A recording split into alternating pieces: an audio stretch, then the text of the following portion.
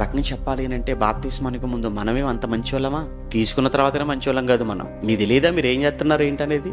మీరు మీ పాపముల చేతను అపరాధముల చేతను చచ్చిన వారై ఉండగా అన్నాడు. మరి అటువంటప్పుడు అలాంటి పరిస్థితుల్లో నుంచి మనల్ని ఆయన బతికించుకున్నాడు కదా. మరి బ్రతికించుకున్నందుకు ఈవిడ ఇంత చేసింది కదా దేవుడి కోసం. నువ్వేం చేస్తున్నావు? నీ విస్తారమైన పాపాలు క్షమించేశారు కదా బాప్తిస్మలో.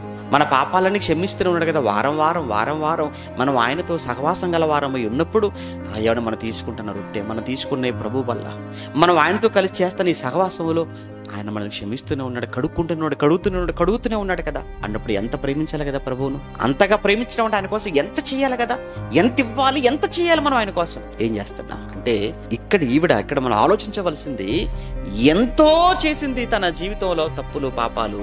ఆ పాపాలన్నింటి విషయంలో ఏమైపోయింది? దుఃఖపడింది.